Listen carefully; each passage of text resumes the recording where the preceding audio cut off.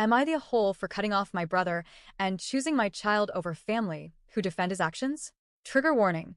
There will be slight mention of SDA. Hi, I'm a 23-year-old woman, and I'm the proud mother of a beautiful 3-month-old baby girl. Becoming a mom has been the most grounding, life-altering experience of my life. But it's also forced me to face some deeply painful realities about my family, realities I've pushed down for far too long. My family has always been one of those family above everything kind of families. The kind who say things like, he's your brother, forgive and forget, and you'll understand when you're older. They believe that blood ties are unbreakable, that no matter what happens, we owe each other loyalty simply because we share DNA. But I've finally made a decision that goes against all of that. I've officially cut off my oldest brother, and now most of my extended family too. And before anyone calls me cold or cruel, I want you to understand why. When I was 8 years old, my oldest brother was around 20. He wasn't just a big brother, he was a looming figure, someone everyone was a little scared of. But to me, back then, he was just my brother. I didn't know to be afraid yet. Until one day, he crossed every line imaginable. I won't go into detail. It's too hard. But he forced me to do things no child should ever even know about. The kind of things that steal your innocence forever. And it wasn't a one-time thing. It was a pattern, something he did in secret, something I was too young and scared to fully understand. But that wasn't even the end. Fast forward a few years, I was around 15, he would have been about 27. My youngest brother, who was 12 at the time, had the audacity to eat one of his chicken nuggets. That was all it took. One nugget. He lost his mind. He tried to choke my brother out, literally wrapped his hands around his neck over food. I stepped in to protect him like I always did. And that was when he turned on me. He grabbed my face and slammed the back of my head into the floor. Over and over again. My other brothers have had to fill in the blanks for me, because all I remember is a flash of pain, and then nothing. They said the living room looked like a crime scene, blood everywhere. I was rushed to the hospital and taken into surgery immediately. My heart stopped on the table. I died, and I was brought back. It took me 3 years to learn how to walk and talk again.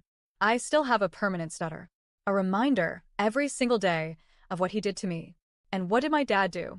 He refused to press charges. The hospital and police stepped in anyway, but the family, my own family, swept it under the rug. It was a moment of anger, they said. He didn't mean it. They even tried to blame me. Our mother was in the hospital during all of this. She's since passed, and I think about her every day. Sometimes I wonder what she would have done, if she would have stood up for me, protected me. But I'll never know.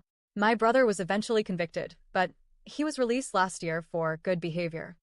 I didn't go to the hearing. I didn't write a victim impact statement. I was done. Done reliving the trauma. Done giving him any more power. When he got out, my siblings and I agreed. We wanted nothing to do with him. But my dad, my aunts, they welcomed him back with open arms.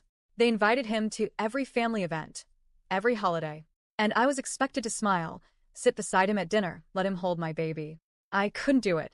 When I tried to draw the line, when I said he wasn't welcome near me or my daughter, I was called rude, immature, and disrespectful.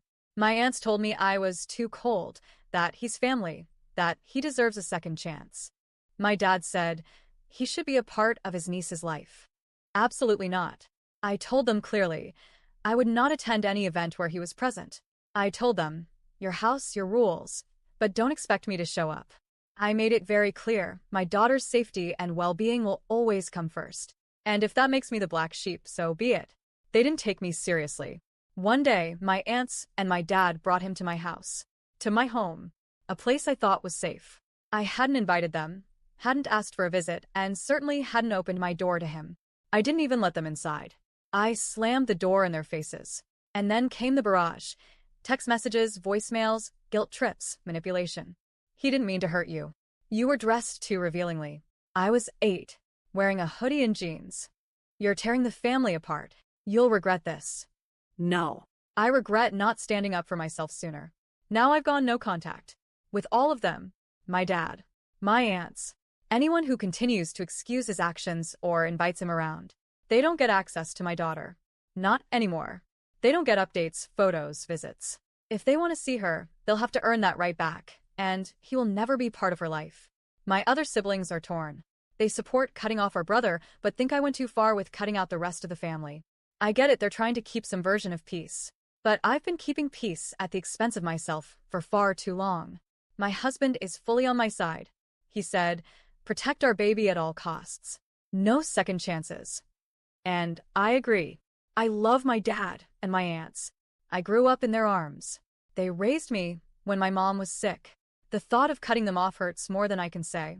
But what hurts more is knowing that they would rather keep my abuser in their life than respect my boundaries. They say family is everything. But I'm building a new family now. One that's built on love, trust, and safety. My daughter will never have to unlearn love the way I did. She will never be made to feel like her pain is inconvenient. So, am I the a-hole for drawing the line? For protecting my child, even if it means cutting out the people who raised me? I don't know. But I do know this. I would rather have no family than a family that lets monsters back in the house.